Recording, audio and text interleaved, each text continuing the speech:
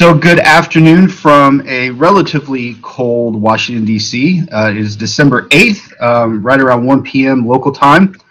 I am Jeff Payne, and this is, I don't know what number, but an additional iteration of the NESA IOR Digital session, which has been stood up and sustained because of the bizarre and unfortunate reality of the COVID pandemic. I'm joined today by three of my colleagues from NESA. We're going to do a change of pace. Professor Rick Russell, Professor Brianne Todd, and then our Academic Dean Roger Kangas join us. And we're going to get to them in a second. But the reason I'm having three of my colleagues from NESA join is because NESA itself is sort of a bizarre institution. We don't fit the classical boundaries of U.S. government institutions. We cover an area that doesn't fit into a usual bureaucratic box. And as a result, when we're asked the question of great power competition, we might see it, frame it a different way. And that primary reason is because of our alumni and the regional participants that we engage with and the information that they provide us. So that in turn has shaped our perspectives. So to get into the conversations from my three colleagues today, we're going to start with this question, and it is this. Great power competition conversations, especially in the United States, tend to focus on two specific geographic areas. One is the Western Pacific, which usually is in reference to China. The other is the North Atlantic, which is usually in reference to Russia. We at the NESA Center respond to such perspectives with an idea that that geographic focus is limited if you want to talk about great power competition.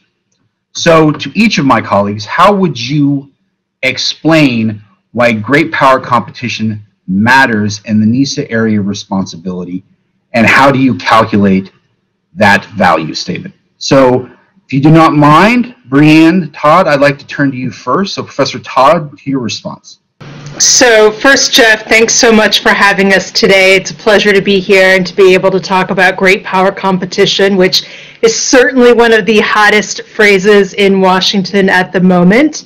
And how it applies to the NESA region, I think you could break it down to just one simple statement, which is, I guess for NESA and the way we look at our region, we are the epicenter of great power competition. I specifically work on Central Asia, and when you look at the region, you know, as you mentioned, we tend to kind of come at it from different directions. Our particular area, Central Asia, you've got European Command looking really more at the Russian problem set. You have Indo-Pacific Command really looking at China, and then of course Central Command looking at Central Asia proper. But the way that all of these areas kind of overlap, the area of responsibility and the way that we interact just within our government and military, I think the fact that it all kind of converges in Central Asia indicates that this is certainly a very important region when it comes to something like great power competition. So then what does that really mean in real terms, right? Because we're tossing around this phrase, you know, very cavalier-like, but how does that actually apply? And I think you really have to break it down. It's certainly applicable in a security sense, but I think increasingly we're seeing it in an economic sense too. And then really where the great powers converge is this overlap between security and economic interests.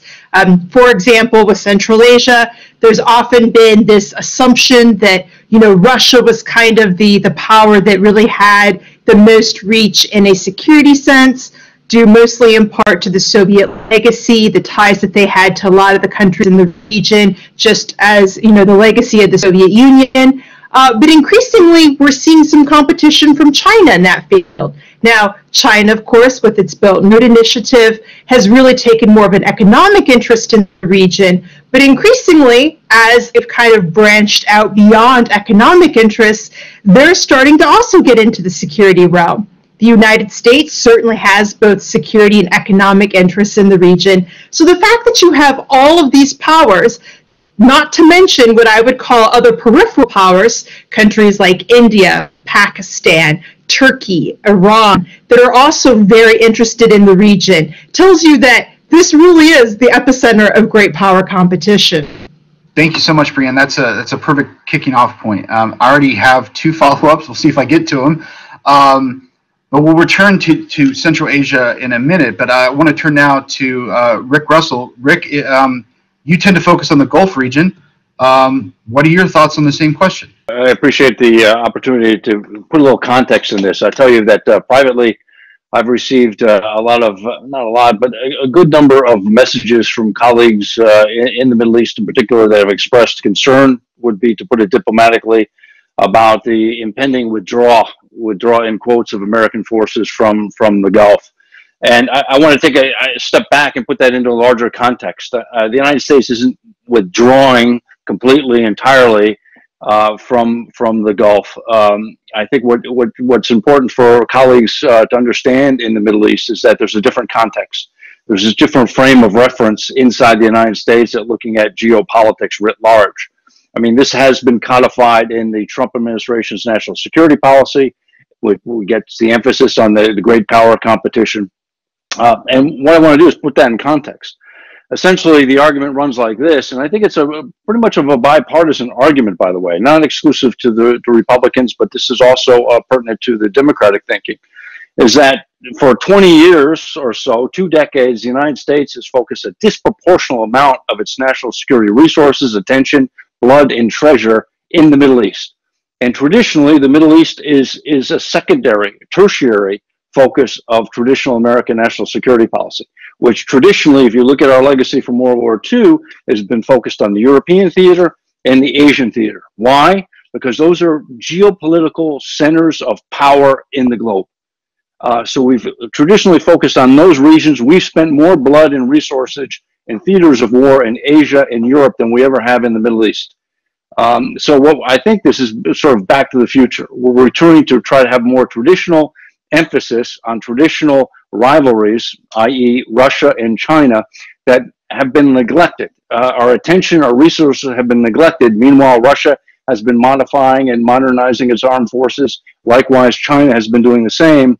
And the United States, I think there's a bipartisan consensus, is that we've had attention deficit disorder on traditional nation-state rivalries in both these theaters, important theaters in the United States, because of our disproportionate amount of attention to Al-Qaeda, the Islamic State, and other internal conflicts in and around the Middle East. So I think this is a return to more traditional posture.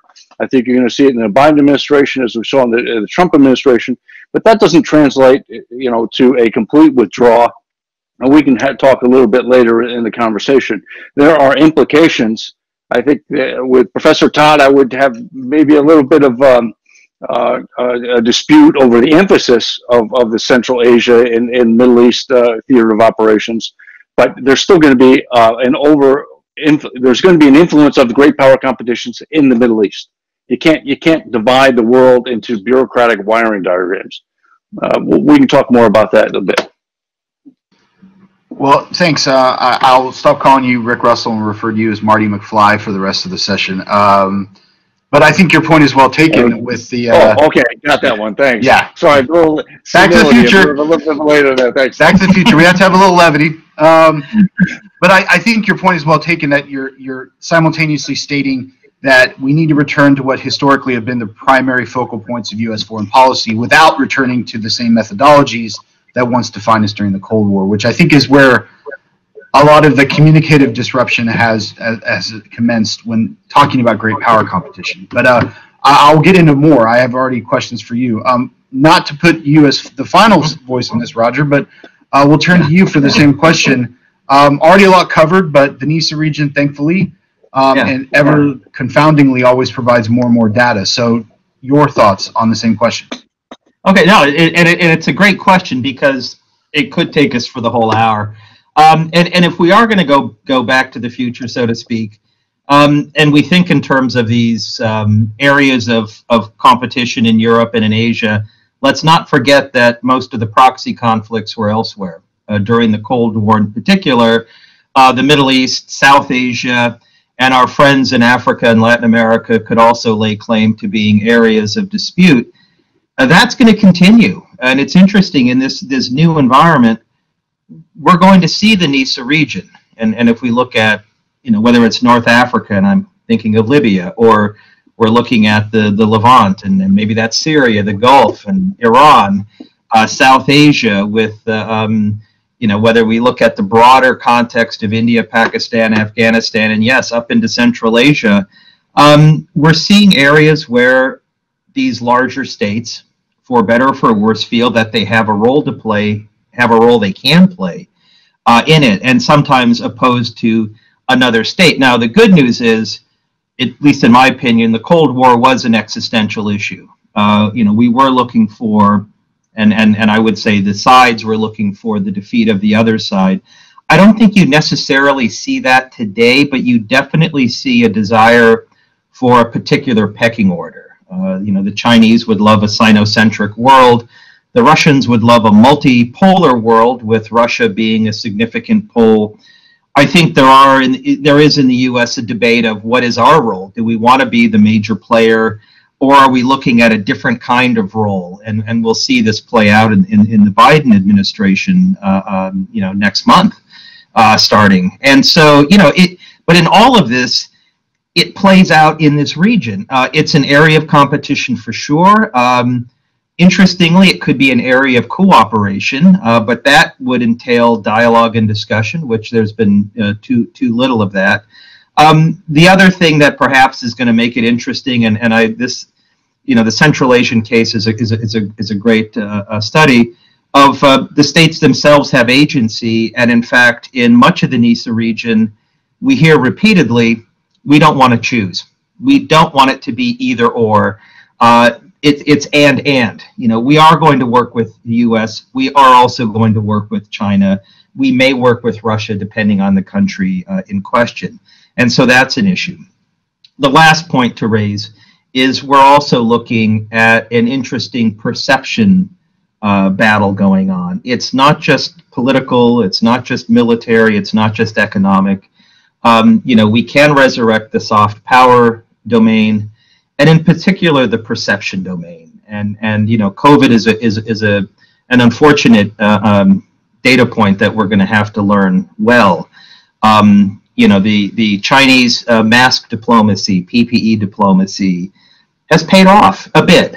There still are concerns and some, if you want to say cautious negatives against China in terms of public opinion polling in the NESA region, but they rank higher than the U.S. does in a number of countries. Russia, likewise, has an interesting range of likes and dislikes, so to speak, in the region.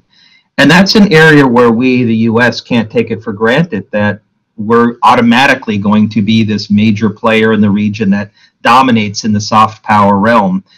The other two states, if we're just thinking of these three countries, are pushing their own agendas. And lastly, to a point, or I should say that a point that Brianne raised, that there are other countries as well, the Irans and Turkeys and Indias of the world. That also is, I think, what's going to make this great power domain more complicated is there are perhaps a level of countries, but another level right behind, which are also going to play an interesting role. I'll leave it at that. Thanks, Roger. I'm going to come back to you and request more about the communication piece. Honestly, it's something that I deal with, but let me return to you, Brianne. I spend most of my days and most of my attention focused on the maritime space. And so Central Asia is removed from those conversations to a large degree. And honestly, a lot of the conversation for people who focus on the maritime domain is that Central Asia matters in that classical Mahan versus Mackinder, land-based geography versus an offshore balancing power-based, bada, bada, bada. And honestly, we shouldn't get too involved in Central Asia because they're amidst two of the main rivals or main competitors of the United States. So what can we do there that Russia and China couldn't inherently overwhelm us with? Now, having known and worked with you for a lot of years, you would fundamentally reject all of that. So please explain to me why I'm wrong. I think this is something that needs to be expressed and more directly and from someone who deals with it from the regional point of view. So to you, on my biased question. No, that's a great question, and I think that directly segues off from the comment that Dr. Russell made about how he would dispute my remarks about the emphasis on Central Asia and the whole realm of great power competition. So to that point, I would say that what you've described, kind of that idea of, why should we care about Central Asia, that in and of itself is a very U.S.-centric question, right? So that's us sitting here in the United States thinking about a place on the other side of the globe wondering, well, why should we care about that? We're not in that neighborhood.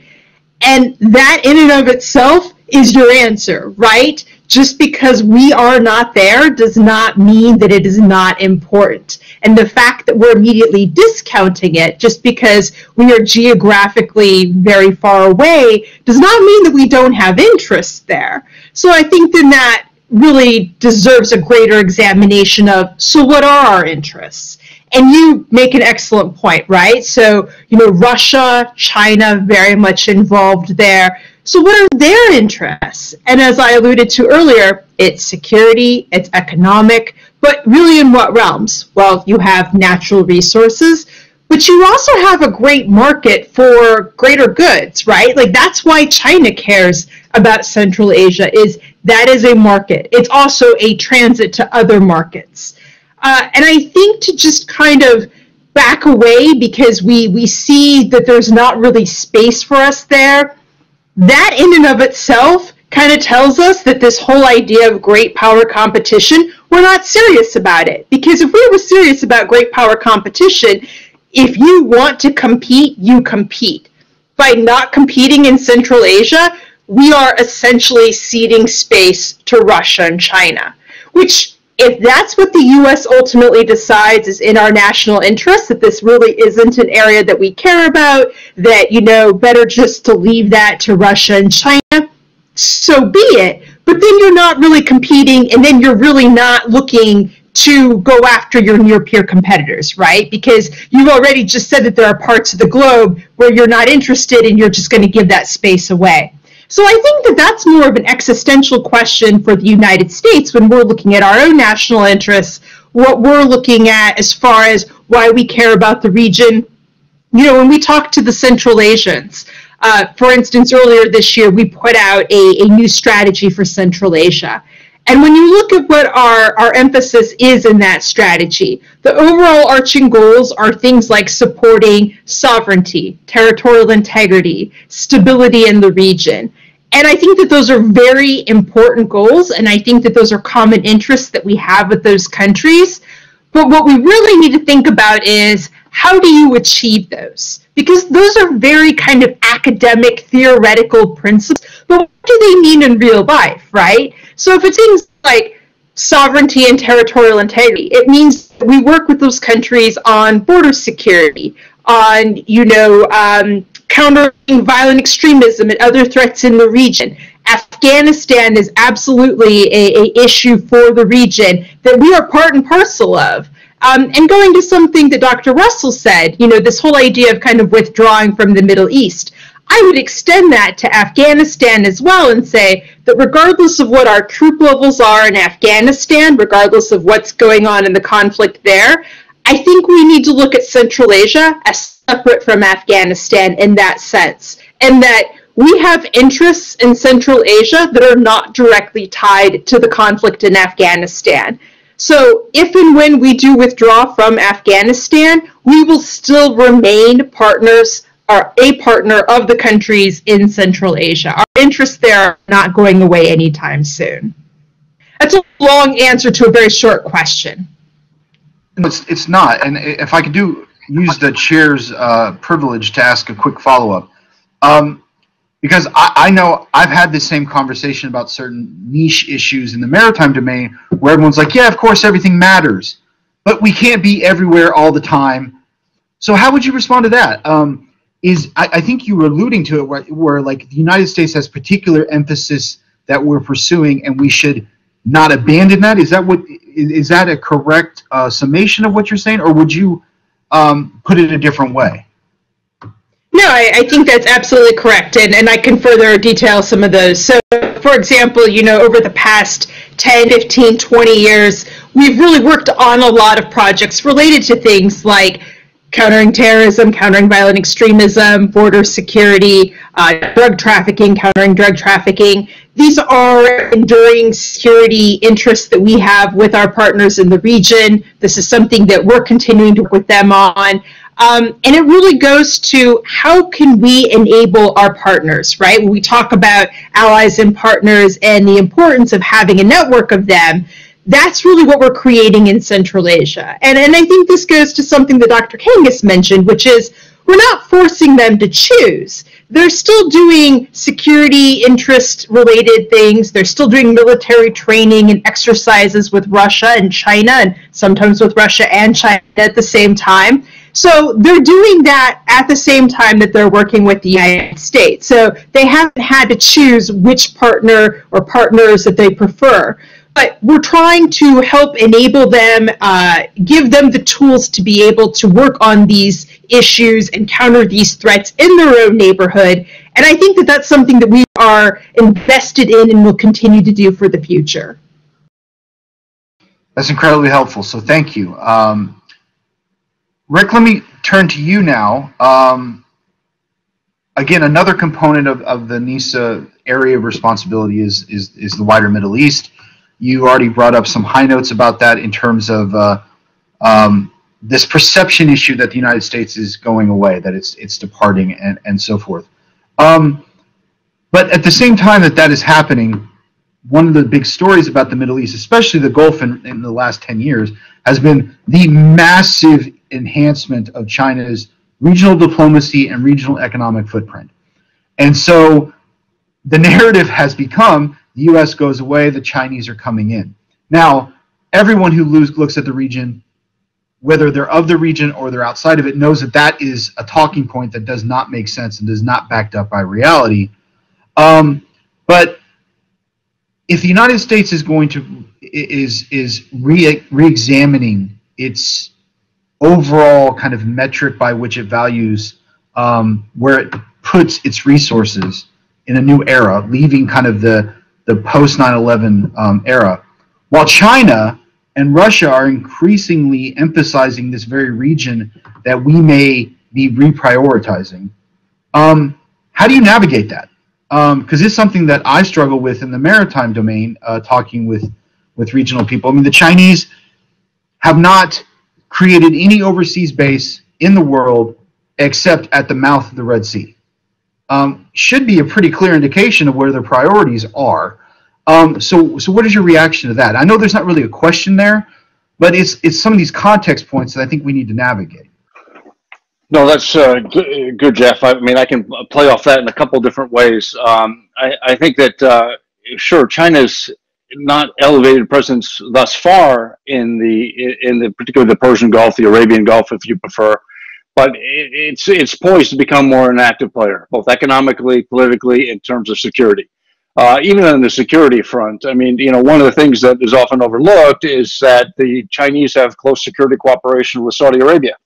I mean, so the Chinese sold CSS-2 missiles during the Reagan administration. These are the longest range, intermediate range ballistic missiles to Saudi Arabia. We know very little about their operational status. They're old, but it is an institutional platform for the development of future Saudi ballistic missile programs. So one wonders what type of security cooperations that's been long-standing and under the table, you will, between China and Saudi Arabia. Likewise, China has security ties with Iran. You see much more, I defer to you, but you see many more Chinese port visits, naval force visits to the Persian Gulf than you had 10 years ago. You see much more engagements with military-to-military discussions, diplomatic discussions with the Chinese in the Gulf. And above and beyond everything, we know that the Chinese, from their security perspective, needs secure lines of communication for their access to Gulf energy supplies. And they know the one thing that can stop them for access to Gulf energy supplies is the U.S. Navy. So the Chinese are going to have to build up their blue water Navy capabilities to extend sea lines of communication and control into the Gulf to get access to those energy supplies. That's geopolitics 101. I mean, that's old school thinking, but again, okay, my McFly reference again, Back to the Future. Here we are talking about energy supplies, and if the Chinese have a major contingency, military contingency, they're going to need oil supplies. They don't want to have them cut in their back door, so to speak. So that's why I'm saying the argument I make in having sort of an exchange with Professor Todd is that you can't hermetically seal the CENTCOM's AOR from this great power competition. It's going to be part and parcel of the topography in which China and Russia and the U.S. compete. So you've got the Chinese influence, and let me just add, you also have the Russian influence. Now, Dean Kangas is the expert on all the weaknesses of the Russian state, and they are profound. You have a contraction in the population. You have a lower life expectancy, lower quality of life, a deterioration of quality of life for Russians. It's a failing state over the long run. That said, what they've done in the past couple of years, or the past 5 years, has projected power to the Middle East, the likes of which they never were able to do during the Cold War. In the Cold War, the United States was worried about Soviet military intervention in the Middle East. We, in 1973 war, we even, the Secretary of Defense, increased our DEFCON status to warn the Russians not to deploy Soviet airborne forces into what was then losing Egyptian forces in the war, 1973 war against the Israelis. So now we were always worried that the Russians were going to get there directly during the Cold War. They never did. But now with Syria, you have a successful use of limited military power, Russian force projection to obtain political objectives, to successfully prop up the Assad regime, which is essentially, a partner, a proxy for Russian foreign policy in the Middle East now. And that's a successful use of military power. They fired ballistic missiles from the Black Sea. They deployed strategic bombers from Iran. The Russians are doing what only the United States had a monopoly of that type of force projection. The Russians have now successfully exercised it. Not nearly as well as they claim to, and I defer to Roger on this, but they have done it. So this is, again, Russians are in the Middle East. This is part of the great power competition. You can't hermetically seal, nor can you confine it conveniently to this, quite frankly, is one of my pet peeves. We Americans always want to keep our things boxed into Asia-Pacific, Indo-Pacific, theater of operations, or into CENTCOM's theater of operations, or the EUCOM's theater of operations. This, in my view, is myopic. It's a broad chessboard, and you're not going to be able to keep the players all contained within our areas of operation, area of responsibility. Well said. Honestly, I have follow-ups to the other side of that coin, and that is the reactions of the region itself. Like, put yourselves in those shoes. I mean, you have alumni that you know deeply. You have friends. You have a career of focus on the Persian Gulf region. If you were Saudi Arabia or Qatar or Turkey or any other kind of regional power, what are you thinking about this signaling of great power competition between all the various actors, but principally the Russians, the Chinese, and the United States? I mean, is this a smorgasbord? Is this a worrisome development? Like, is this the perfect kind of a triumvirate of coming with your shopping list and you can get what you want from various partners? I mean, how would you navigate it if you were in those shoes? This is not new to regional players. I mean, I think we Americans look at, we, the United States, are the only game in town. Nothing could be farther from the truth. I mean, if you look at, for example, the Israelis actually have close and constructive relations, very close ties with the Russians. I mean, likewise, the Saudis are, maintain contacts with the Russians, with the Chinese. Everyone's always hedging their bets. I think it's only Americans that keep a myopic view and think that we're the only game in town. So yes, the United States, our first military intervention into the Gulf was in the 1990s. Why? We reflagged and protected Kuwaiti shipping tankers coming in and out of the Gulf from Iranian attacks. Why did we do that? It's because the Kuwaitis asked us to, and we rejected it. The Kuwaitis then turned to the Russians, and they said, yes, we'd be happy to do that for you. And then the United States said, oh, wait a minute, we'll do it. Don't worry about the Russians. We'll take care of your shipping. So this is and now we see it with, for example, unmanned aerial drones in the Middle East. You don't want to sell it to us? Okay, we'll buy it from the Chinese. We'll buy it from the Russians. The Iranians are also active in themselves on the UAVs. You want to sell us ballistic missiles? Okay, well, we'll talk to Pakistan and we'll have under the table perhaps cooperation with the Chinese. but we're going to have these weapon systems. You look at, for example, Russian, we worry about Russian arms sales increasingly going to Egypt. You worry about the lifting of sanctions in Iran. Iran has to refurbish and reconstruct essentially its mobile conventional forces. Well, the Russians are probably interested in selling a fair amount of high-end platforms for conventional force projection to the Iranians. I mean, this is a market. It's a bazaar. It's a game that many play, but the United States, quite frankly, I think we're very arrogant in assuming that we're the exclusive game in town. Not the case. This is politics. Everything changes. And if you look at from the Arab colleagues, for example, they'll say, well, look what Putin did for Syria. Now look at what the Obama administration did for President Mubarak. I mean, and there's a profoundly different contrast in how Mubarak was treated by the United States versus how Putin treated the Assad regime. Putin was successful. The United States was not. And it's no accident that after the 2011 Arab Springs, everyone starts hedging their bets. I mean, because you worry about the American security guarantee. And that, in my view, is a cold reality, notwithstanding, some U.S. government talking points that we're the only game in town. Very direct and exactly what we're needing. Honestly, it's similar. It's a similar context in the maritime domain, but I think the benefit of the maritime domain versus what you have said, Brianne, and what you have said, Rick, is that the maritime domain, unless you're in an actual tense conflict adjacent kind of scenario, it inherently has to be cooperative, because once you get outside of territorial waters, you're in the global commons, and so if you're going to be a proper actor, then there's going to be a certain level of cooperative activity. Of course, there are substantial limits to that, and there are many actors who don't obey it, but most flagged, constabulary, Coast Guard, and naval forces do that.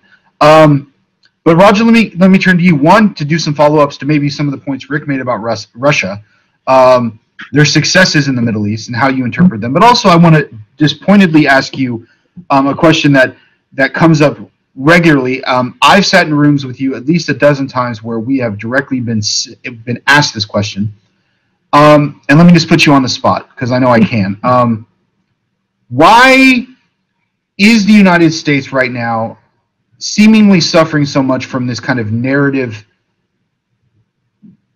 flabbergast? Like, we still have substantial power, we still have substantial resources, there's still a laundry list of things that the United States provides that no other major player around the world provides, yet we always seem to be on a communicative basis on our back foot. So taking you out of your box and speaking directly as an academic who has dealt with this region for 20 odd years or more, including grad school days, how do we address that communicative tick that we have right now? Yeah, this is the 64,000 lira, dollar, real question, whatever currency you want to use, that the U.S. has struggled with. Not just, one could easily say, oh, it's this current administration, let's put it on President Trump and his ham-handed approach to the region. That's too simple, and that's an easy cop-out. This perception challenge has gone on for some time, and I'll kind of give two case studies. One, and I'll go to the Central Asia region if we're looking at the CENTCOM AOR that Brianne mentioned. When you looked at the early 1990s, at the time of independence, the U.S. did everything right. We were one of the first countries to recognize all 5 states. We provided emergency humanitarian assistance. We literally flew in embassies to open up shop, to begin negotiations, discussions, and there were some fairly high-level visits throughout the region. There was a lot of reassuring going on that we were committed to the sovereignty, to use the language of the current strategy in the region, of the Central Asian states. By the way, we did the same in the Caucasus and the rest of the former Soviet Union, including Russia. Now, where we started to fail is we personalized it. We felt that the success in the broader Eurasian region was really based on the success of Russia. The success of Russia was based on the success of Boris Yeltsin, and we put all of our eggs in that basket. Now, that's simplifying things, and a Russianist listening to this would start pulling their hair out. But when you look over the long term, we started to engage on the cheap. We offered a lot of kind words, some great promises, when real crises happened. For example, when the Taliban came to the Central Asian border in the late 1990s, we really wanted to not engage as much as we could have or should have. We would chide them on human rights issues. Now, this gets to the narrative of values and ideas and democracy, which, you know, huge supporter of or fan of, but they quickly saw that we would do this selectively. You know, we can bash a small country that does not abide by Western standards of liberal democracy because we can. It doesn't affect us economically. Whereas larger states, ironically, a country like China, we periodically walked on eggshells because we knew that this was a much more important economic partner for us. So we started sending mixed messages. We naively felt that people wouldn't see through it, but they did. And if you look at us year on year, and now I'm extending beyond the Central Asian space, you see the perception of the U.S. dropping. We're seen as perhaps being disingenuous. Double standards is a phrase regularly used, and I think all of us have heard this from colleagues from the region. You know, you Americans aren't consistent in your messaging. That gets amplified, by the way, in the heated debates within our country, which we do so publicly well as the narrative starting to come out of other countries. The rhetoric that comes out of Beijing or out of Moscow starts to glom onto this and highlight it as reasons to perhaps not trust the U.S. Now, we can also throw in certain military actions. Ironically, almost the entire world was behind, is supportive of the 2001 U.S. campaign or U.S.-led campaign in Afghanistan. The narrative today, of course, is the U.S. did it unilaterally and nobody supported us. Absolutely untrue. Back in 2001, there was a lot of global support, to include from Russia and other states, China. 2003, the Iraq War, we start moving ahead, and some of the examples Rick gave, start to change the perception of the U.S. The treatment of Mubarak, and this broadens it out to the broader Central Asia, broader CENTCOM region. Things like that can't be understated. We sent messages that, quite frankly, gave the impression in the region we couldn't be trusted or relied on. Yes, the U.S. has a lot of resources. Yes, they have a huge bank account. Yes, they have great military equipment. But we can't trust them tomorrow. And other countries started coming in saying, we may not be the wealthiest state. This is a Russian narrative, but we're going to be with you thick and thin. Look at what we've done the last 5 years with, going on 6 now with Mr. Assad. If we think of the actual military intervention in the middle of this decade.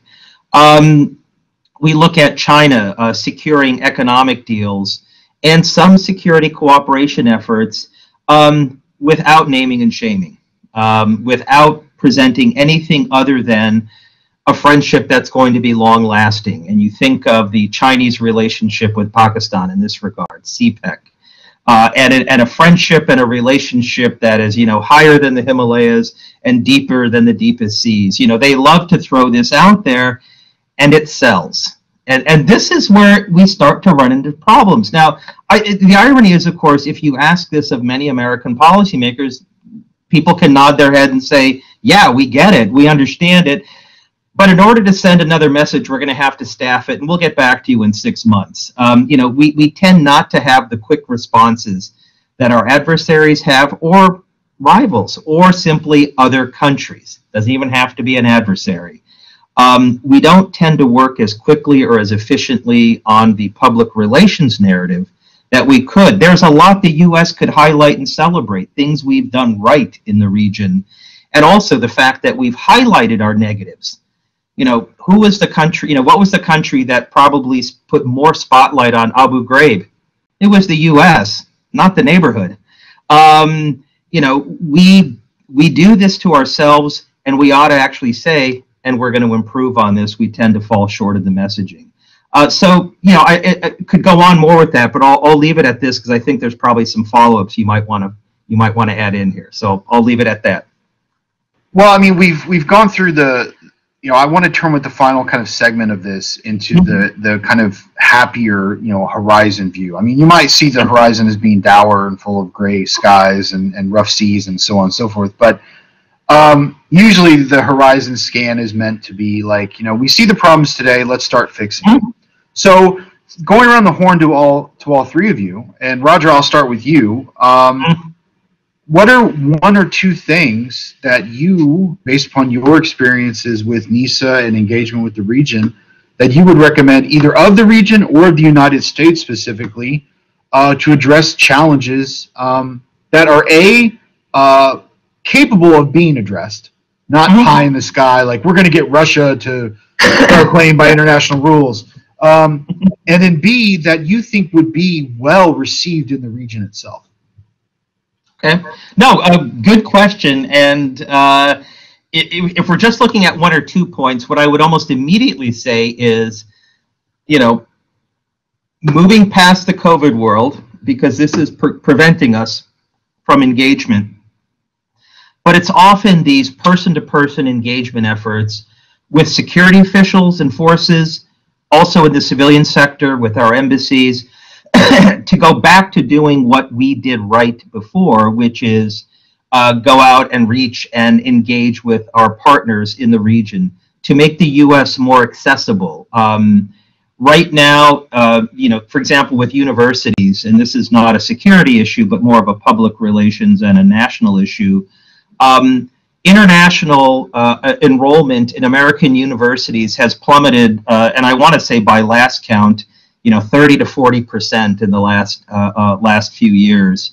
And with COVID, we've made it even more difficult for international students to come to the U.S. They can only show up if it's an in-person course, and quite frankly, we're going to make it even more difficult if they want to do things online. And so we're making it hard for others to come to us. And the result is they're going elsewhere.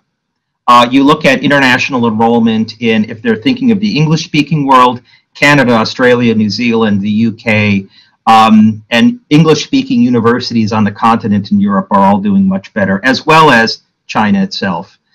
So we're finding that, people are looking at us and saying, you're simply too hard to work with. Let's not make it too hard to work with, engage. And then secondly, very quick comment, the Central Asia strategy that Brianne highlighted is a good case study of this. Offer modest and attainable objectives in your strategies and carry them out. It doesn't have to be high ticket. It does not have to be an expensive undertaking.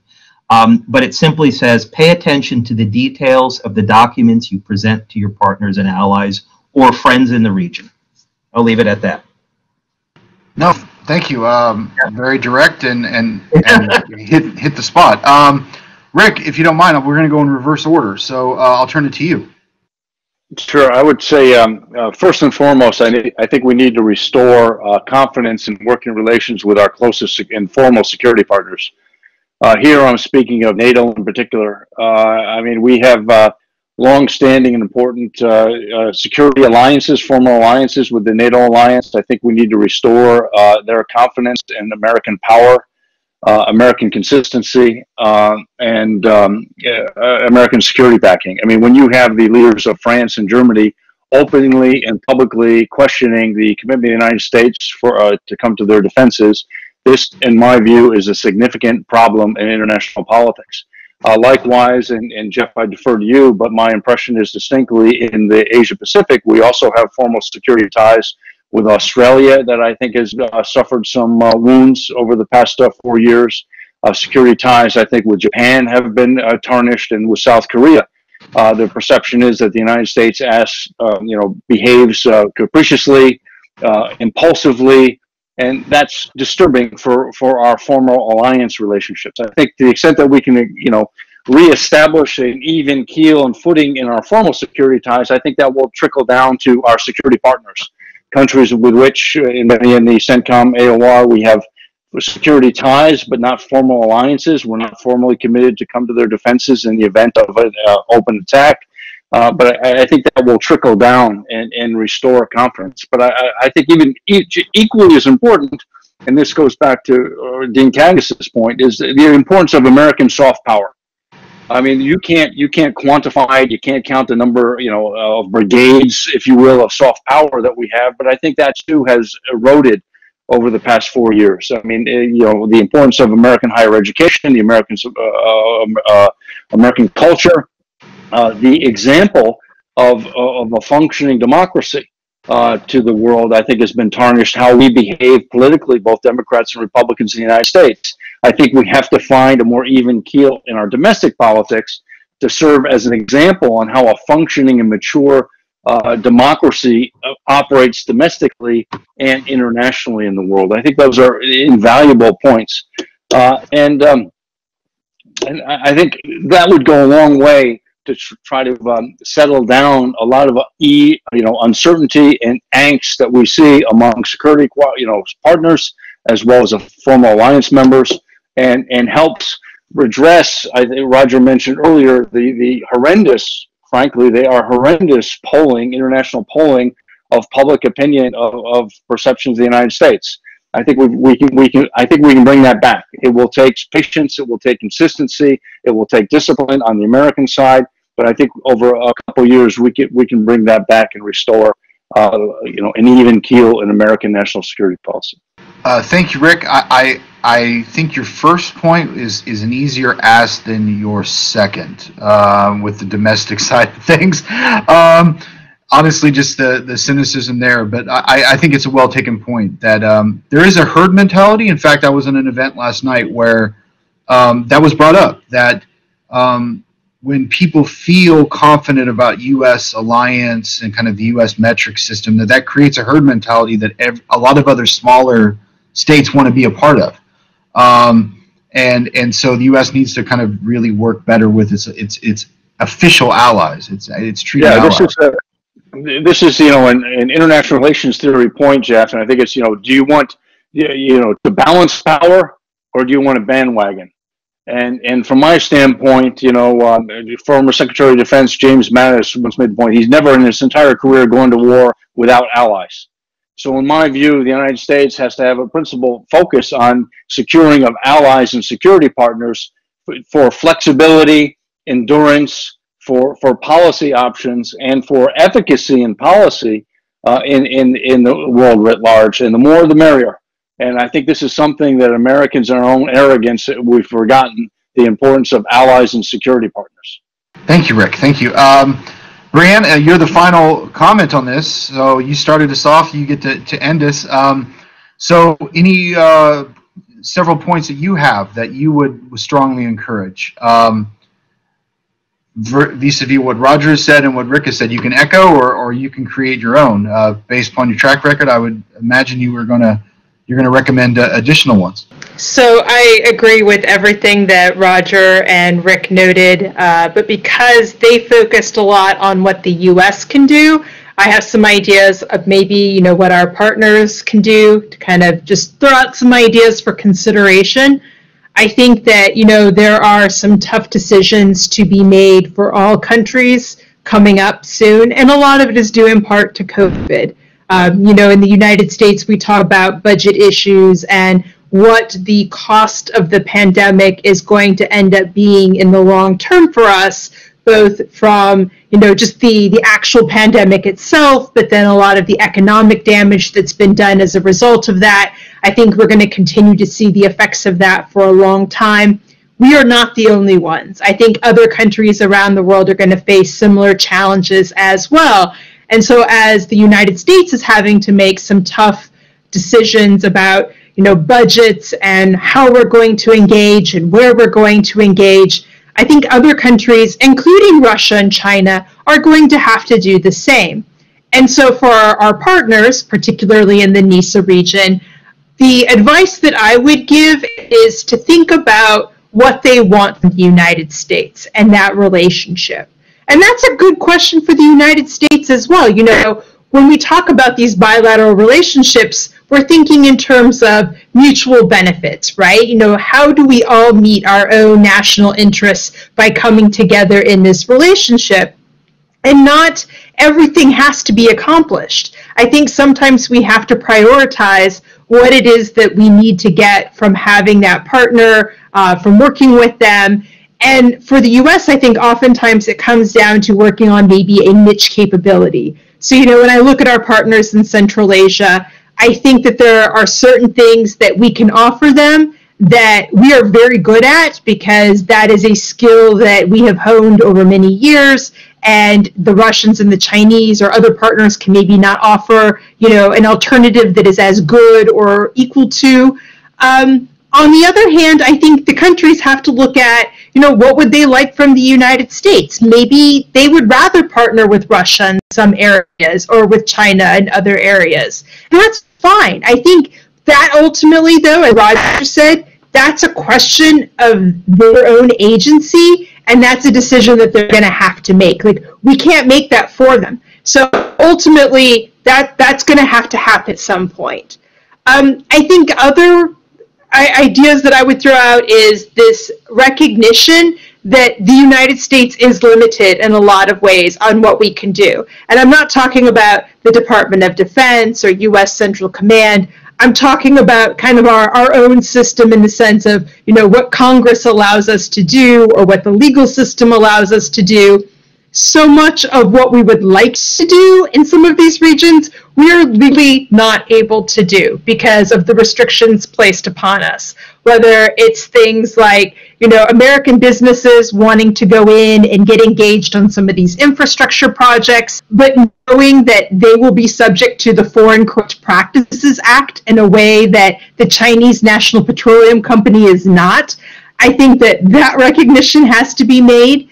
The fact that the State Department has things like the Trafficking in Persons Watch Report, and if a country is tier 2 or lower and they're on the watch list, they will be subject to restrictions that will then inhibit their ability to do security cooperation with the United States. So that's not a Department of Defense decision, that's not a Central Command decision, that's a State Department decision ultimately, but because of the way that our system works, these are all things that have to be taken into account. So I think being cognizant of what we can and cannot do just based on how our system works, it kind of will prevent a lot of disappointment in the long term, just being realistic about the restrictions that we have.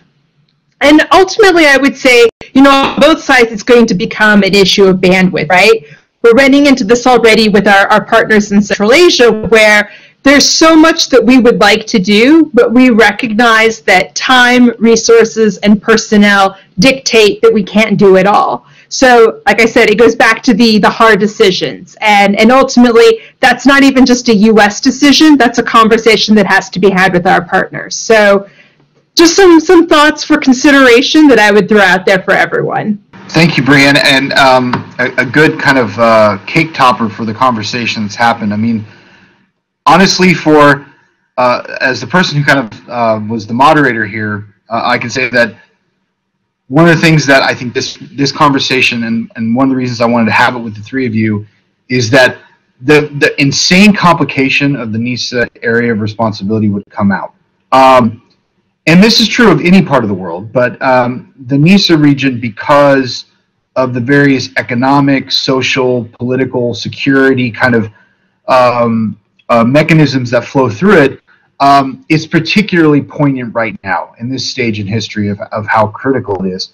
And I think the only thing that I would add to everything that you've said, which has been excellent, is that, and I don't have an answer here, but there seems to be today more than ever, maybe because of the digitization of the economies around the world, or just the kind of recognition of how data has changed, but how data is compiled, used, and potentially even used as a political instrument in today's world, I think is something that is going to be a major factor in great power competition, and it's something that's going to be of critical importance to the United States.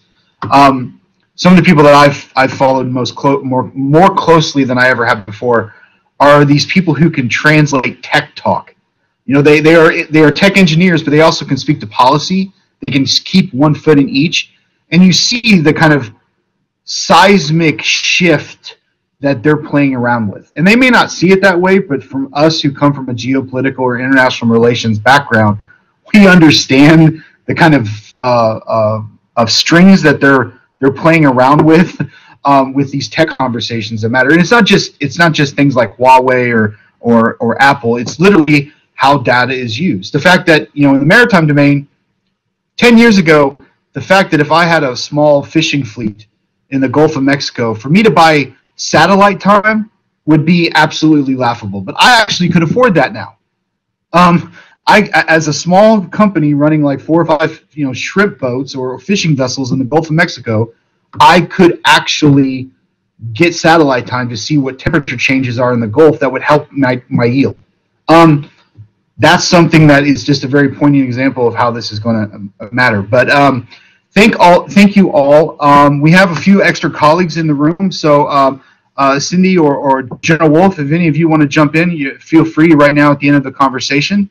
But my final statement to all of you is just my thanks for carving out time and giving such helpful comments. Thank you very much, Jeff. Thanks for hosting, Jeff. Appreciate it.